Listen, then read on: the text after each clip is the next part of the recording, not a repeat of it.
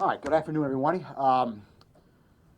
I'm here today to talk about a case that occurred back in 1995. This was, yeah, I'll start off by basically talking about the case a little bit, what happened and what we know here about this matter. So, first of all, we're going back to May of 1995. On May 19th of 1995, a body was found, an 82-year-old woman who lived on Long Meadow Avenue in the town of Amherst, there in the Edwardsville area. About her body was found in an area between the kitchen and the dining room of her apartment. The apartment was basically a home, a single family home that was converted into 4 apartments. There was a basement apartment, there was a first floor apartment, there was a second floor apartment, and there was an apartment in the attic. So there were 4 apartments that were in this one home, which was now a 4-bedroom, a 4-unit apartment area. The victim lived on the second floor, in the second floor apartment. On the day before, on May 18th of 1995, the victim did not go to her usual places. She apparently went to her synagogue every day, and then she did not show up that morning on May 18th. She also has some other appointments that her family and friends knew about that she did not go to. So there was some concern on May 18th, going into the evening of May 18th and early morning hours of May 19th, that something was amiss. Now, she had been talking about going to Florida at some point, so there were some people, again, family members and friends, who said, well, she may have already gone to Florida. We may not, know exactly when she's going to Florida, but let's go check it out.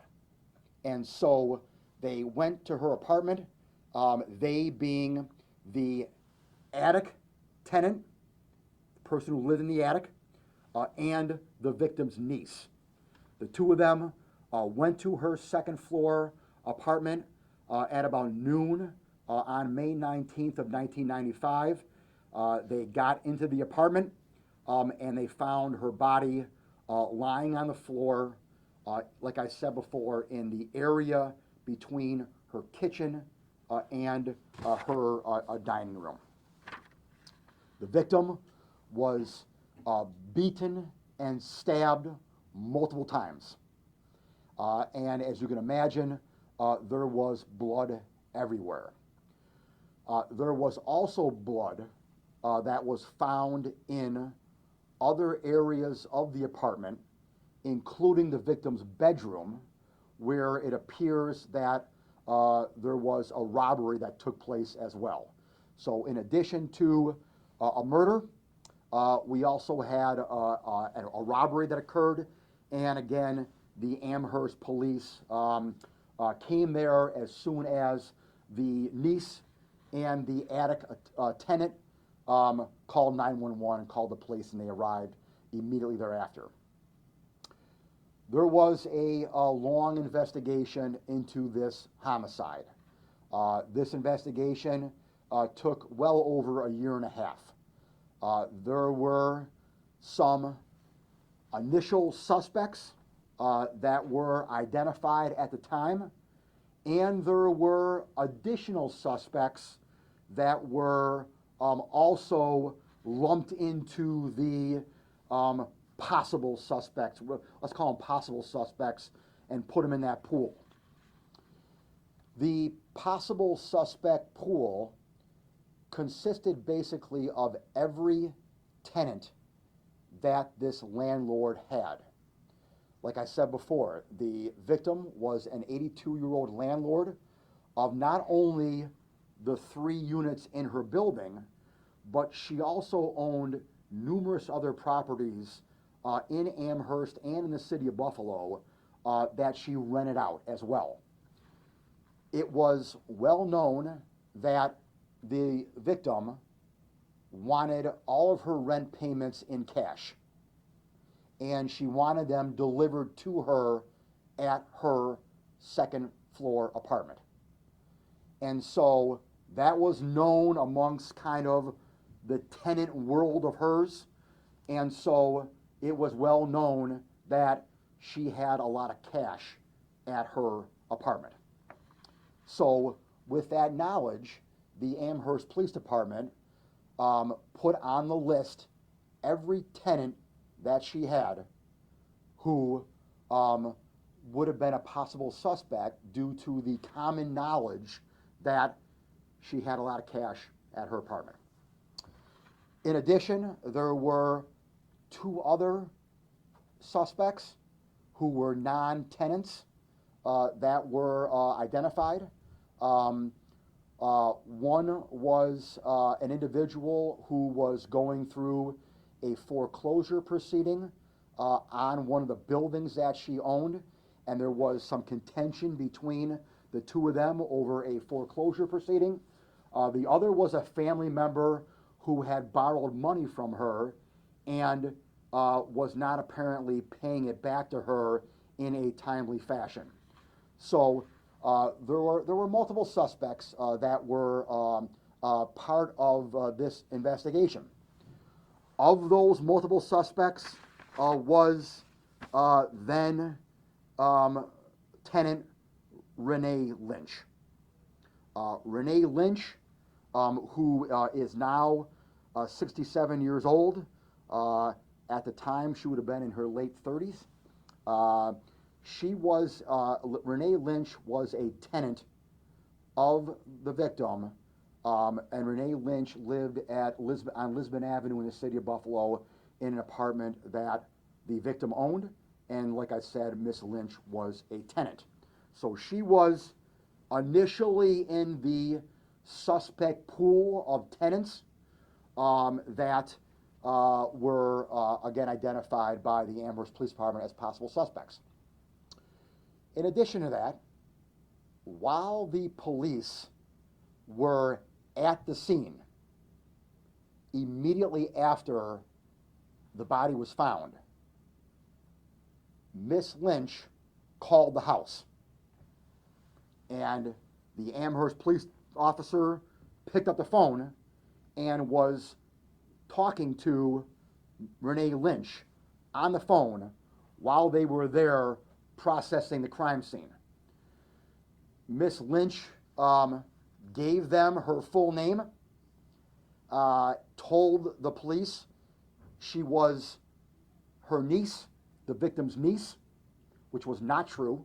She was not her niece, and was just calling to kind of, quote unquote, check up on her, which obviously raised the eyebrows of the Amherst Police Department. At some point in the 1.5-year investigation, they honed in on Renee Lynch.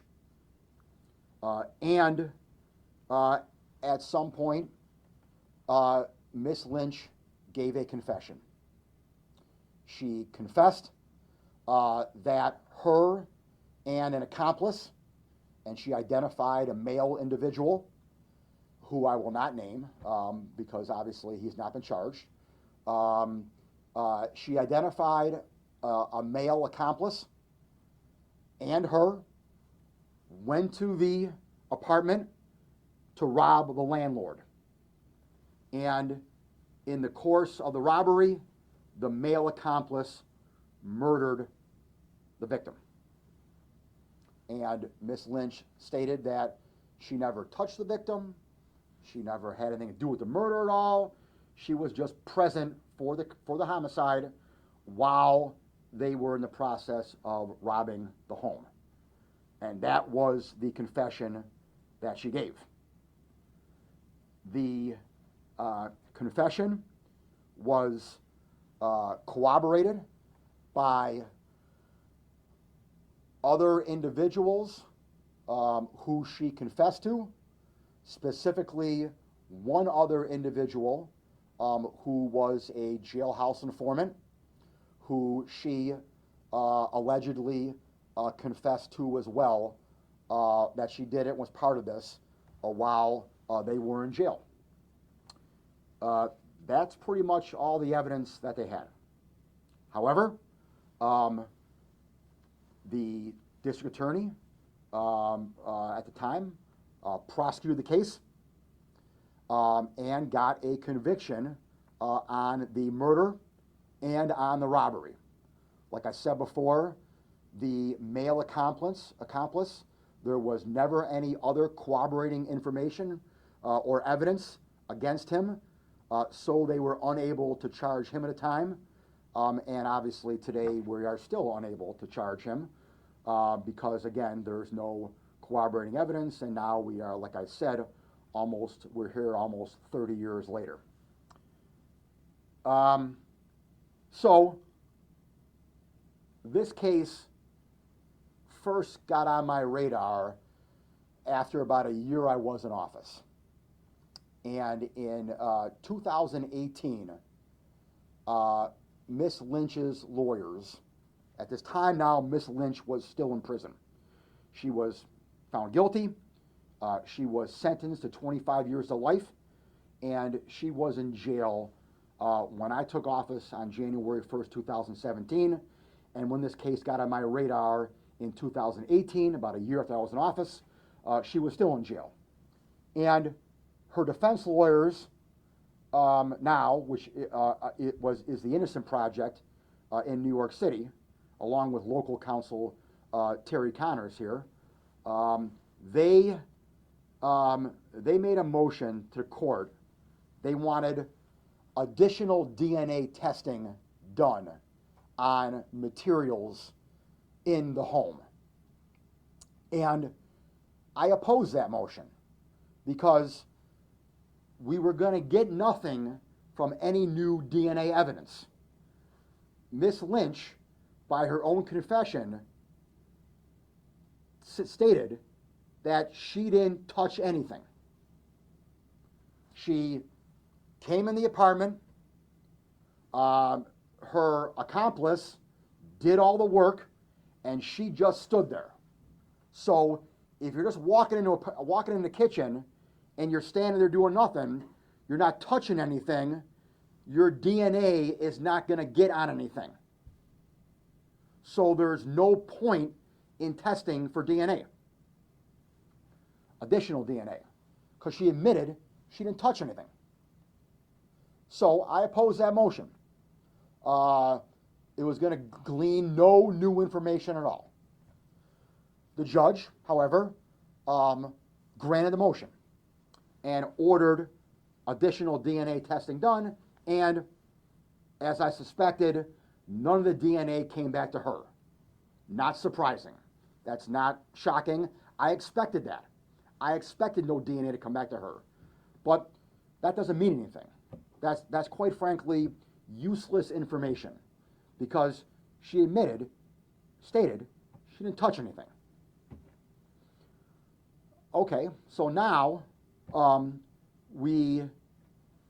after that was all done, and that motion was in 2018, we opposed that. It took a while to litigate that. So now we're in 2020, and the defense lawyers, the DNA comes back, and they show to me that, hey, her DNA is not there. I said to them, that's not surprising. That doesn't mean anything to me, really, okay? But then they said to me, Mr. Flynn, you need to look at something else. You need to look at the fingerprints that were taken from the homicide. Now, again, the fingerprints obviously have DNA on them, okay, but it's actually a separate issue from the DNA. The DNA doesn't have to be fingerprints, and there was DNA evidence that were not fingerprints, okay? The fingerprints is a separate issue. And they said to me, you need to look at the fingerprint issue here, because we don't think that the Amherst Police Department turned over all the fingerprints. And I said, okay, I'll look into it. And I had my conviction integrity unit look into this issue. On top of that, I told them, by the way, you know what? I want you to look into the whole case. I want you to do a deep dive on the whole case. Let's take a look at this from scratch, from day one, and see what we got here. So we did that. And it turns out that at trial, there were 2 sets of fingerprints that were referenced at trial. Now again, they weren't admitted into evidence because there was no fingerprints of Renee Lynch. And we knew that from day one. There was no dispute about that at all, okay? Again, she didn't touch anything, all right? So her fingerprints weren't there, all right? So the 2 fingerprints that we knew about, they were not admitted as evidence, but they were referenced at trial during witness examination. So we had those 2 fingerprints, and the defense lawyers knew about those 2 fingerprints. There were also 3 additional fingerprints that were lifted from a vehicle that was found near the apartment. There was a stolen vehicle that was found near the apartment that they took prints from as part of their investigation. It turned out that had nothing to do with the case at all. But those prints were known about to the prosecutors, okay? But they had nothing to do with the case at all. So the DA's office in 1995, now 1996, she was found guilty. The jury trial was in February 1998. So let's say late 90s. In the late 90s here, we had 5 prints. It turns out that there were 17 prints taken. And for whatever reason, the other 12 prints were not found at the misplaced. I don't know what happened, okay? I'll be honest with you, all right? All I know is that 17 prints were taken. Only 5 were given to the DA's office, and the other 12 prints were not. That's a problem. And we uncovered that in our investigation. Even though none of those prints were from Miss Lynch, so the fact that they weren't her prints doesn't mean that she wasn't involved in this crime, okay? Because again, remember, she stated she didn't touch anything, all right? So again, the fact that she didn't show up on the prints, whether they were 17 or 5, is really, a non-issue here. What's at the issue here is that we, the prosecutors, didn't have 12 of those prints. And as such, we did not turn over to the defense 12 of those prints. In addition to that, there was testimony at trial from an officer that said that, take a step back. Of the 2 prints that we had, that we knew about, that we obviously turned over to the defense, those 2 prints were from an outside common area. They weren't from inside the apartment. One of the officers at trial testified that there were no usable prints found or lifted from inside the apartment. And that's simply not true. So there was incorrect testimony at trial, in addition to the 12 prints never being given to my office, not mine, but the prior DA at the time. So that's what we uncovered. That is technically a Brady violation because we, the prosecutors, are imputed with knowing about everything that law enforcement has. So under the Brady rules, if any police agency has any evidence, even if we don't know about it, we are still responsible for not turning over that evidence. So obviously here, there was no fault on the DA's office here at the time. There was no fault on the prosecutor at the time at all. He didn't know about him. And obviously you can't turn anything over you don't know about. So there was nothing, he did nothing wrong at all, but we are supposed to know. And even if we don't know, it is implied, we are implicated with not knowing. So it's basically the people who are obligated to know about everything. And again, I want to be clear here, all right? I have no proof whatsoever that the then Amherst detective who was working on the case purposely did not turn over these prints.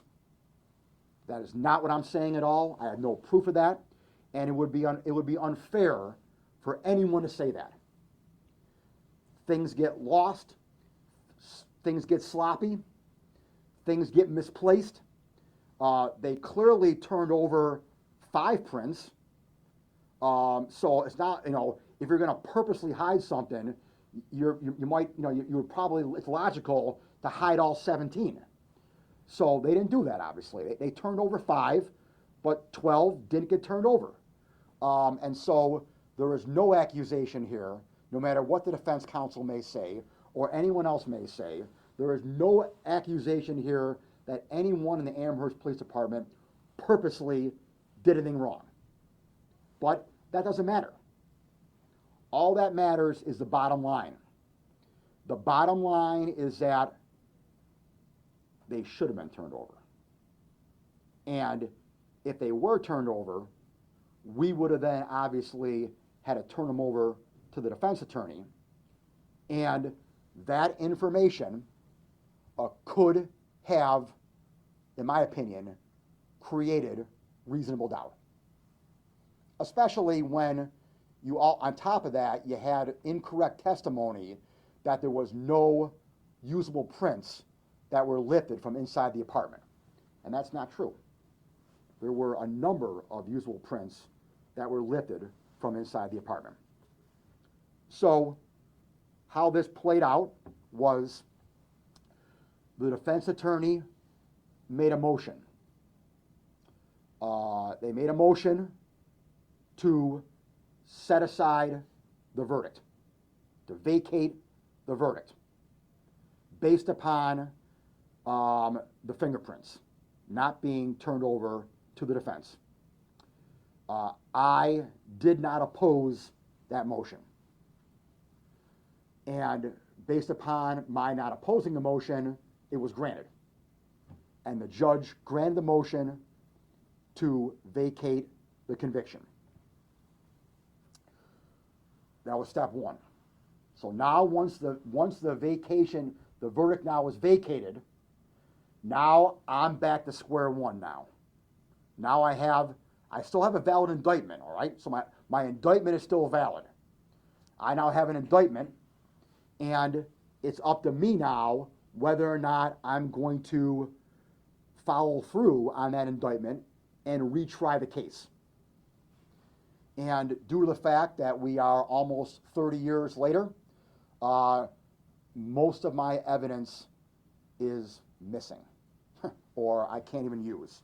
Missing in the sense that at trial, there were 15 witnesses called. Of those 15, 6 are dead. One more I can't find. 3 have horrible memories, and they cannot recall anything. Matter of fact, one of the 3 told my people that he can't even remember testifying at trial. So, of my 15 witnesses that I had at trial, 10 of them are useless. And on top of that, 30 years now almost has gone by. Miss Lynch has been released from prison. Before the defense attorney made the motion to vacate the verdict, Miss Lynch was up for parole, and I consented to her parole release a year or so ago. I consented to her parole release, and she was released over a year ago. So she did about 23 years in jail already. And so she's done her time already.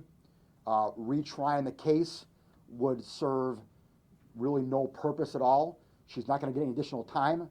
If I retried the case and got a guilty verdict, the judge will just give her time served already.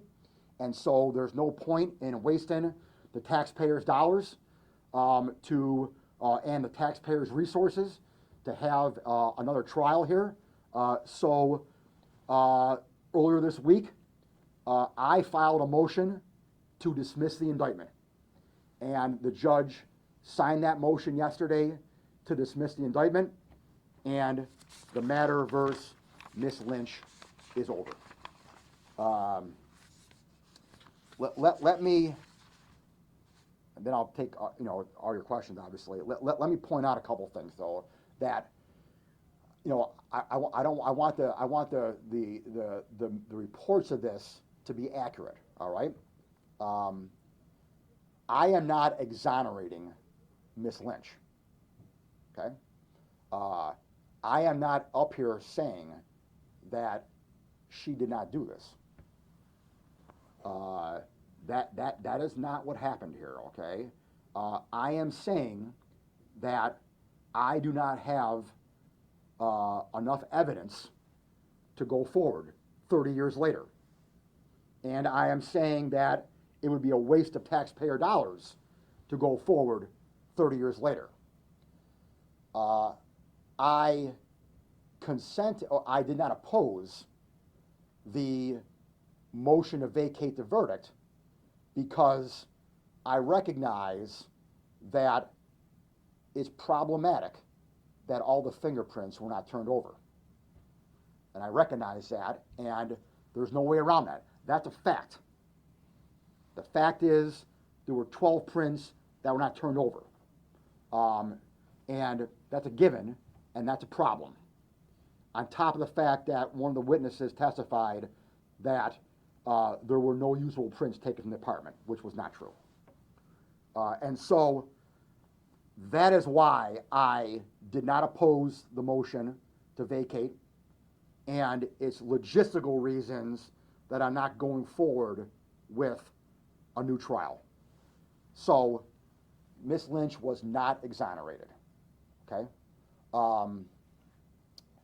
The defense lawyers, who did a great job here, okay? Mr. Connors is one of the finest attorneys, not only in Buffalo, but in the state of New York. The Innocence Project, they do good work. And I respect the job that they do. Even though I disagree with them on a lot of things, I respect their mission, I respect them as an institution, and I respect the job that they did here in this case. However, their portrayal of this matter through their press release is not entirely accurate. Obviously, I take issue with the word exonerated. The argument that the DNA, that the fingerprint evidence pointed to the real perpetrator is arguable. It's not definitive, okay? The perpetrator that they're talking about was another tenant in the apartment complex. And it was widely known that the landlord here had all of her tenants come in her apartment all the time and sit around the kitchen table and drink coffee and socialize. So the fact that one, if not all of her tenants' fingerprints were found in her apartment is not surprising.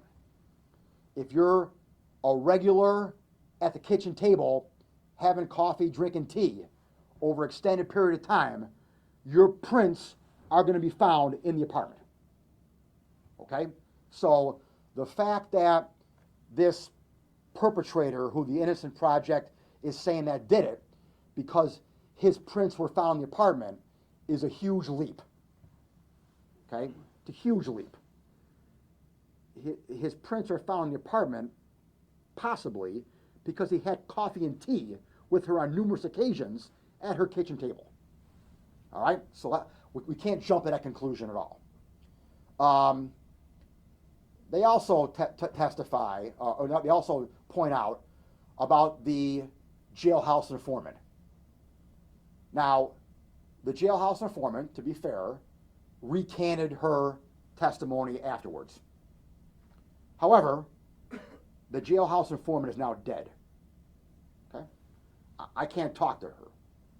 I have no idea what she said, what she's going to say, whether or not, how she came about recanting. I can't get into any of that because she's dead.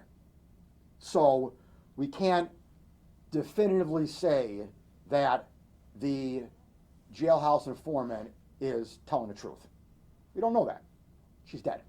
All right? So, the other point that they make is that this was somehow a coerced confession. And I dispute that as well. There was nothing coercive about the Amherst Police Department's investigation here. There was nothing inappropriate about it. Again, we can't jump to the conclusion that they purposely withheld the fingerprints. We can't say that they coerced anyone or intimidated anyone. Listen here. Anytime you're in a interrogation room with police, that's an intimidating environment per se. All right? So, every questioning by a police officer to a witness in a room with no windows, one could argue that's intimidating per se, as it should be. All right? You're not trying to intimidate the person, but the situation is unnerving. It's unnerving when you get pulled over for speeding and you're sitting in your car and the police officer at your window. That's intimidating as well. So you can't just jump to the conclusion that they intimidated her, they coerced her, they forced her confession. None of that is true, okay? And none of that had anything to do with what I did here, which basically let her go, okay? None of that had any bearing on me at all, okay? The only thing that had any bearing on me was the fingerprints. And as I think you all know, I am a fair person, and I try to be fair. And I believe in the rules. I believe in ethical standards. And when something is not right, and when something is not done 100% correctly, not 99, not 99.9, it's got to be 100% ethically correct in my world. And if it's not, then I'm going to do the right thing, and I stand by what I did here. Questions? So you're saying that there was no wrongful conviction based on a coerced false confession? Yes, sir. And you're saying that there was no fabricated testimony of an incentivized informant? Correct. And that there was no police conduct? Correct. Involved by withholding key crime scene evidence from? Well, there was conduct. Obviously, the conduct was, we know it wasn't turned over. So that in and of itself is conduct. Okay, I'm not saying that it was purposeful conduct. I have no proof of that, Harold, at all. Okay, I have no proof that it was purposeful conduct where they purposely withheld the fingerprints. It could have been sloppy conduct. It could have been mistaken conduct. It could have been forgetful conduct. It could have been a whole other range of things beside purposeful. And for me to say it was purposeful conduct would be unfair because I don't have any proof of that at all, Harold. Knowing what you just said, and also knowing that you want to make sure everything is 100% ethical by the book, is your conviction integrity unit going back and looking at any other cases from Amherst around this time to make sure there wasn't any other misconduct issues at all? No. I mean, if someone, listen here, if someone wants to come forward to me and say, hey, will you take a look at this? Absolutely, I will, okay? But there's no reason for me to proactively go out there and look for it, all right? Listen here, if I would have uncovered evidence, getting back to Harold's question here, if I would have uncovered evidence that it was purposeful, then I might have said yes to your question, okay? But I have no evidence at all that it was purposeful here, and therefore there's no reason to me to go fishing, okay? Like I said, this is no, obviously, this is no reflection on the Amherst Police Department today. None of these guys here today were there 30 years ago. And again, it's not a reflection on the Amherst Police Department back then either, in the sense of, again, purposely doing something wrong. I don't have any proof of that at all. In other instances across the state and the country where we've seen convictions vacated, there have of course been lawsuits after the fact, and departments, counties having to pay people who've been in jail.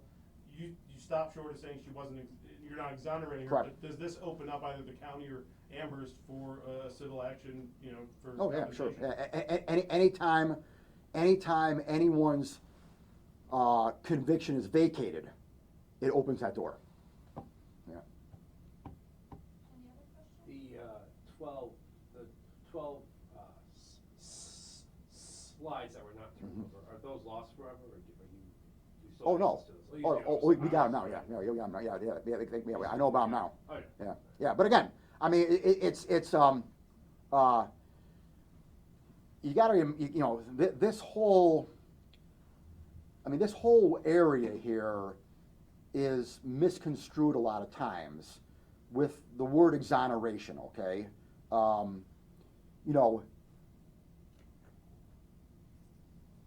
just because an individual's DNA or fingerprints is not found at a crime scene doesn't mean they weren't there. People wear gloves, okay, all the time. All right, we have, there's been a big story about. There's been a lot of stories about another case that I'm opposing right now, which is the Pew Lorenzo case. All right, which is another exoneration case that I'm fighting. All right, that case and this case, just so you know, are night and day. There are many significant factors that are different in the Pew Lorenzo case than this case right here. And that's why I'm consenting to one and fighting the other one, okay? But one, again, I can't really talk about Pew Lorenzo because the appeal's ongoing, all right? But I'll give you one little tidbit, all right? One little tidbit in the Pew Lorenzo case is that Lorenzo admitted in his post-conviction confession he had gloves on. Okay? So, again, if you're wearing, put that case aside, any crime, okay? I go in your car right now and I break into Spectrum's truck outside here, okay? and I steal your equipment out of your truck. I got gloves on, okay? Guess what? My DNA is not going to be in the car, all right? So there's going to be no DNA in me in the car. I got gloves on. So just because someone's DNA or someone's fingerprints are not found, that doesn't exonerate someone, okay? Now, in sexual, and so that's one part, okay? The second part is just because someone else's DNA or fingerprints are found doesn't mean that that person's guilty and you're innocent. Because again, you guys, if you walk out of here now, okay, and Harold comes up to me and starts beating me and kills me, okay, all right, guess what? Your DNA is going to be in the room here, okay? You're setting your equipment up here. You're touching the table behind you there, okay? Your DNA is going to be on that sheet. She's sitting down there, okay? Your DNA is going to be on the chair, all right? So just because your DNA is found doesn't mean that you did it and Harold didn't, okay? It doesn't work that way. Where these stories get misconstrued and cases get out there that talk about this area in a blanket are in sexual assault cases. Because obviously, if someone is convicted of sexual assault and their DNA is not on certain body parts, private parts, and someone else's DNA is on body parts, that's a different story now, okay? Now, that person now can be exonerated, okay? Your DNA was not found on certain body parts. Joe Smith's DNA was on certain body parts, okay? And therefore, Joe Smith committed the sexual assault. That's different than what we have here, okay? And that's different. So those exoneration cases are truly exonerated, okay? But when that gets reported, okay, the exoneration word gets overused now, okay? And everyone now wants to use the word exonerated, but it doesn't apply in all cases because, like I said, just because her DNA wasn't found there, she didn't touch anything. And on top of that, even if her DNA was found there, to be fair to her, to be fair to Miss Lynch, even if her DNA was found there, that doesn't necessarily mean she did it anyway. She was a tenant. She came in there every month and gave her the rent money. So she could have come in, gave her the rent money, sat down and had a cup of coffee. Now her DNA is on the kitchen table. So, just because her DNA might have been found there, to be fair to her, doesn't mean she did it. So you got to be careful here when you're throwing around that word exoneration and you're talking about just not finding someone's DNA and fingerprints in general. That doesn't mean anything a lot of times, except obviously in unique cases like a sex offense, or you have a case where a murder weapon is used, say a tie or a cloth, whatever, to like gag someone or a rope to strangle someone, okay? And now you find someone's DNA now on the rope. That's not the one who was convicted. Now, those narrow instances, you can make a statement. This person did it. That person exonerated. Okay. This is not that case. Would you characterize this then as more of a vacated conviction by technicality versus innocence? Yes. That's a perfect phrase. So in terms of But to be fair though, I mean, yes. But let me put a yes comma. Okay. The technicality is problematic. Okay. The technicality is problematic. I'm not dismissing it as a mere technicality. All right. The fact that 12 prints were not turned over, I don't like. That's a problem. Okay. So it's a technicality with a capital T. What does that mean now? It means that you have to turn the prints over, Harold. You have to. You have to do that. And when I find out that it wasn't turned over, that raises my eyebrows to the sense that it creates a fairness issue here. All right, that she deserved and her lawyers deserved when they were trying this case back in 1998. They deserved to have all the evidence, and they did not have all the evidence. And to me, that is a fairness problem, Harold. And again, I'm here to make sure that fairness and justice are done. So in terms of pursuing justice Yep. for the survivors of Ms.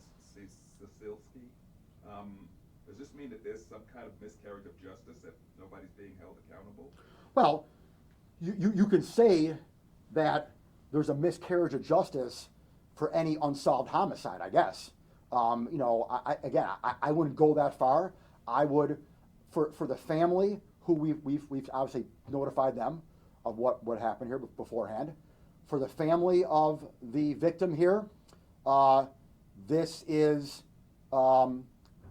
goes down as an unsolved homicide, which there are, unfortunately, Harold, since 1995, hundreds, if not thousands, of unsolved homicides, not only here but across the state and across the country.